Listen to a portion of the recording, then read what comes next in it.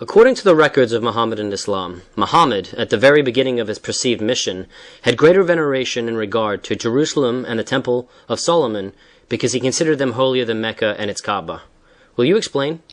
Our listeners should share with us the most astounding facts, that in the Quran, the names of Mecca, Medina, and Jerusalem al-Quds are never mentioned, although they were supposed to have been the most important cities for the pagans as well as for the Muhammadan Muslims. On the other hand, the Bible mentions the name of Jerusalem at least 667 times. During his first 13 years in Mecca, neither Allah nor Muhammad saw fit to tell their followers about any Qibla, that is the direction of prayers towards Mecca.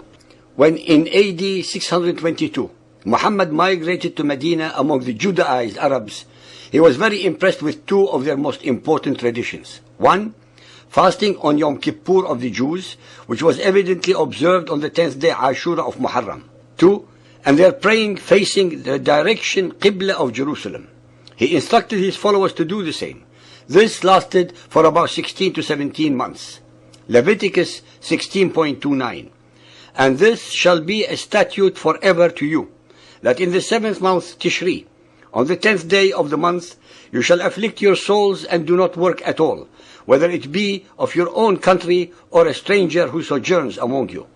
This day also happens to be the one during which the Shia commemorate the martyrdom of Hussein bin Ali and his followers at the hands of the Umayyad Khalif Yazid bin Muawiyah in 680. Sahih Bukhari 3.222, narrated by Ibn Abbas. The Prophet came to Medina and saw the Jews fasting on the day of Ashura.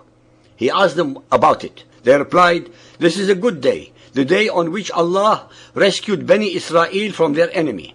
So Moses fasted this day." The Prophet said, "We have more claim over Moses than you." So the Prophet fasted on that day and ordered the Muslims to fast on that day. Let us together with our listeners ponder the following points.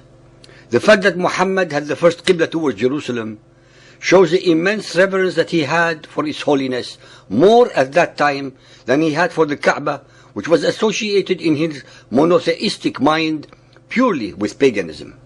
The word Qibla appears first in Al-Baqarah 2.142. The Quran never mentions Jerusalem by name or even Al-Quds. Since pre-Islamic pagan Arabs had absolutely no affiliations or regard for Jerusalem, and had no idea as to what it was or even to where it was, they could not have faced Jerusalem in prayer prior to Muhammad. The Quran does not ordain that at prayers the Muhammadan Muslims should face Jerusalem. This is found only in the Ahadith. These acts of convenient afterthought reversals became the pattern in Muhammad's life, as reflected both in his Quran and the Hadith verses.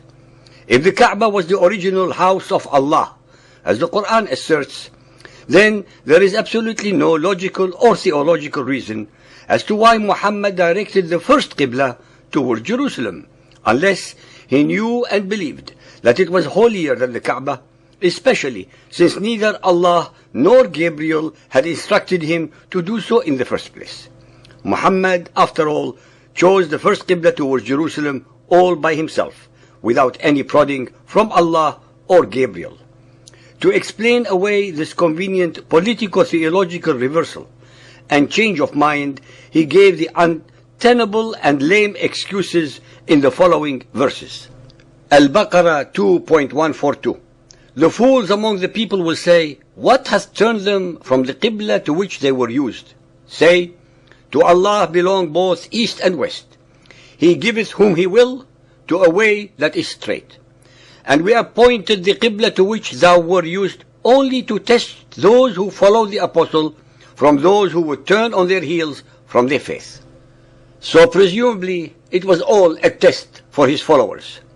This is a stupid and meaningless excuse, since there is no test or challenge, either intellectual or physical, in changing one's direction of prayer. The Ahadith make it very clear that the change in the direction of the Qibla was acted upon immediately and without hesitation or questioning by his gullible and unthinking robot-like followers. Sahih al-Bukhari Hadith 1.392 and 9.358, narrated by Bara bin Azib. Allah's apostle prayed facing Baytul Maqdis, Temple of Solomon in Jerusalem, for 16 or 17 months. But he loved to face the Kaaba at Mecca, so Allah revealed, "Verily, we have seen the turning of your face to the heaven," so the Prophet faced the Kaaba. If Muhammad truly loved to face the Kaaba in the first place, why then did he not do so? After all, no one had put a sword to his neck to force him to face Jerusalem. Neither the Quran nor Gabriel had instructed him or directed him to face the Sham to begin with. There was no revelation pertaining to such a Qibla.